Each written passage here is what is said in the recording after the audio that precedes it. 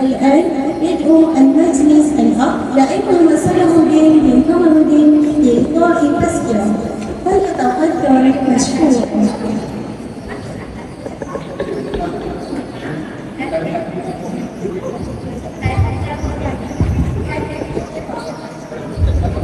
السلام عليكم ورحمة الله وبركاته.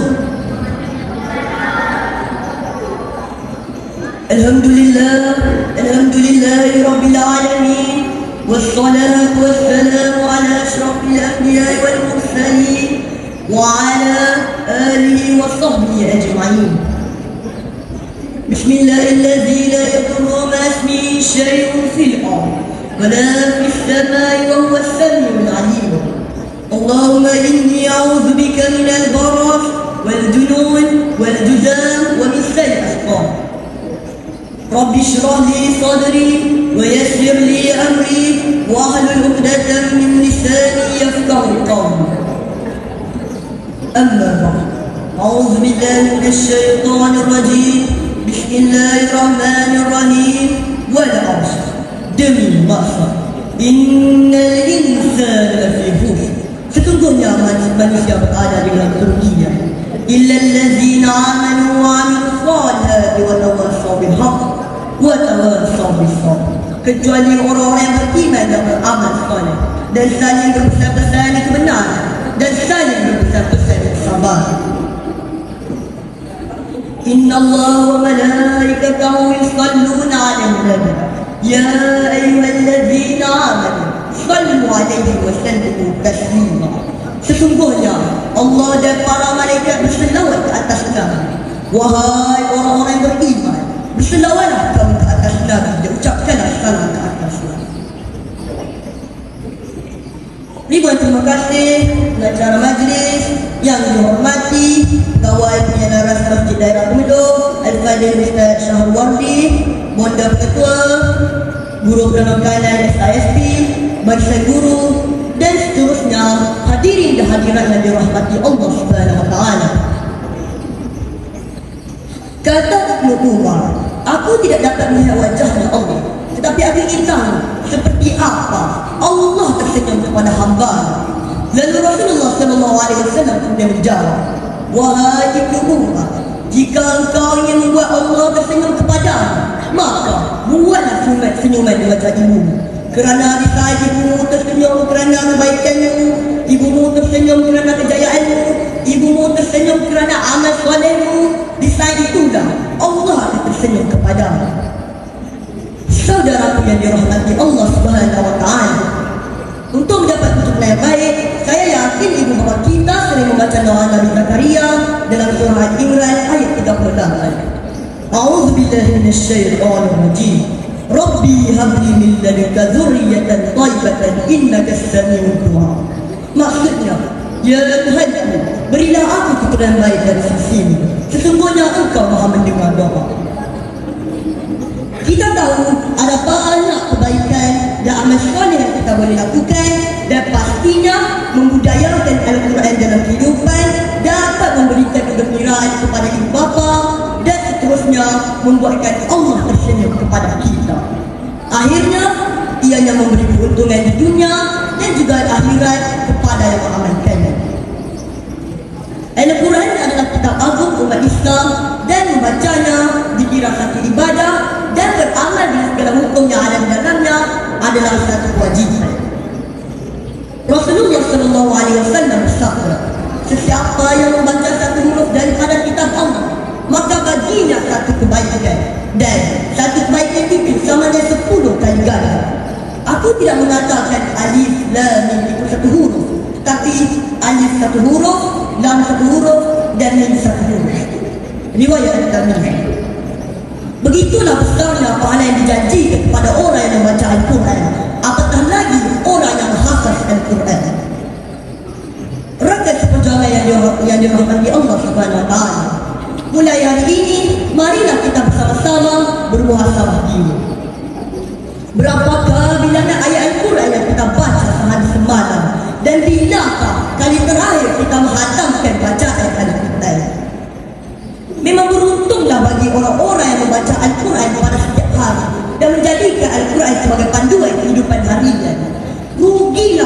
tidak mengamalkan Al-Quran dalam kehidupannya.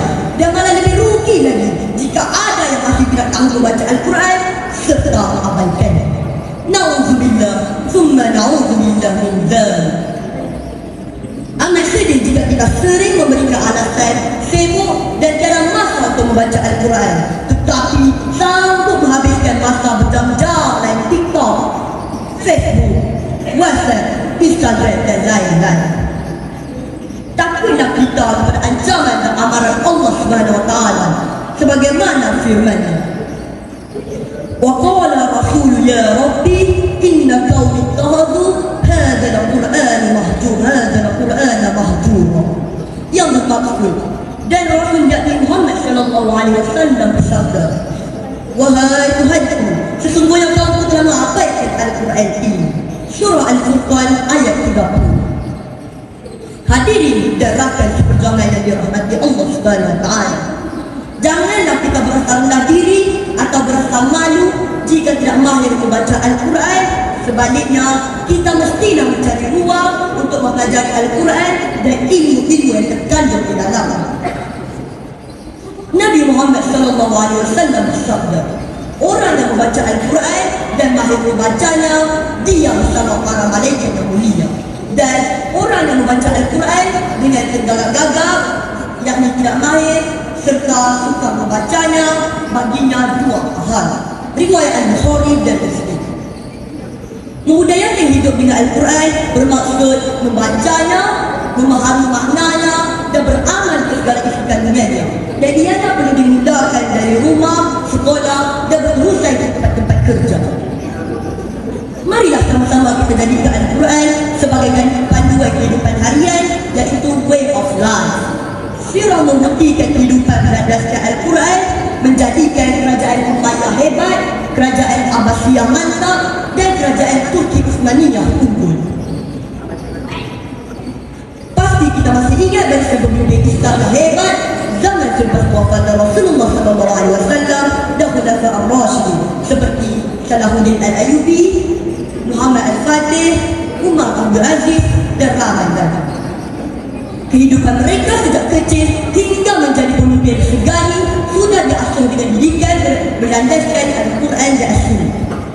Dan kini kita juga terdengar tentang kehebatan Brigade Al-Qassam, iaitu sayap tentera Hamas dalam mempertahankan bumi Palestin. Bagaimanakah amalan kehidupan mereka? Pasti kita tahu jawapannya. Al-Quran di bibir mereka, Al-Quran di jiwa mereka, Al-Quran di hati mereka. Teringat saya sebuah puisi, antaranya yang berbunyi, wahai diri, tidakkah kamu malu kepada Allah sedangkan kamu menafikan haknya? Adakah kamu masih mengaku kasih kepadanya walhal kamu langsung tidak bermanja dengan kalamnya? Lalu mengapa berat bagimu untuk hidup dengan wahyu Allah Subhanahu wa taala? Wahai diri, kalau tidak dengan Al-Quran, lalu dengan apa lagi? Ayo, sama-samalah kita bersahabat dengan Al-Quran, kerana Al-Quran akan menjadi teman kita di dunia ini, di alam barzakh dan juga memberi syafaat di akhirat nanti. Iqra'ul Quran fa innahu ya'ti yaumal qiyamati syafi'an li ashab. Bacalah Al-Quran, maka sesungguhnya pada hari kiamat nanti ia akan memberi syafaat kepada pembacanya. Riwayat Al-Bukhari. Antara amalan baik yang sangat dituntut untuk bersahabat dengan Al-Quran selain membacanya setiap hari, amalan beberapa surah tertentu jangan diabaikan. Antaranya, pertama, surah Al-Baqarah ayat 284 hingga 286. Amalkan setiap malam selepas maghrib. A'udzubillahi minasyaitonirrajim. Lillahi ma fis samawati wa ma fil ardh. وَإِن تُبْدُوا مَا فِي أَنفُسِكُمْ أَوْ تُخْفُوهُ يُحَاسِبْكُم بِهِ اللَّهُ فَيَغْفِرُ لِمَن يَشَاءُ وَيُعَذِّبُ مَن يَشَاءُ وَاللَّهُ عَلَى كُلِّ شَيْءٍ قَدِيرٌ. Sehingga habis. Antara fadilatnya dijauhi gangguan syaitan dan segala bala bencana. Kedua, surah Al-Mulk ayat 1 hingga 30. Amalkan setiap malam selepas isya. A'udzubillahi minasyaitonirrajim. Bismillahirrahmanirrahim. Tabarakalladzi biyadihi al-mulku wa huwa ala kulli syai'in qadir. Alladzi khalaqal mauta wal hayata liyabluwakum ayyukum ahsanu amala wa huwal azizul ghafur. Sehingga harus antara fadilahnya terhindar dari azab kubur. Yang ketiga, surah Al-Kahfi ayat 1 hingga 10. Amalkan setiap pagi selepas subuh. A'udzu billahi minasyaitonir rajim. Bismillahirrahmanirrahim. Alhamdulillahilladzi anzala 'ala 'abdihi al-kitaba wa lam yaj'al lahu iwaja. Sehingga ayat ke-10.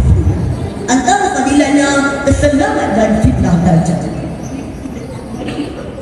Akhir kala, ingatlah pesan Rasulullah SAW dalam sabda, taraktu fikum amrayni lan tajidu ma tamassaktum bihima kitab Allah wa sunnatul Nabi.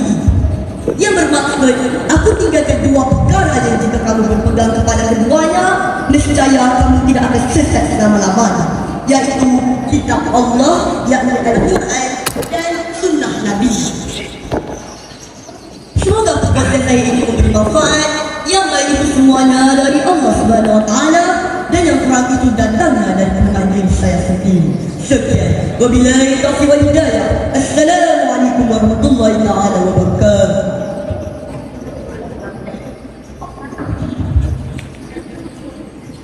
Bagi seberapa kali ucapan ribuan terima kasih atas tazkirah yang disampaikan sebentar tadi.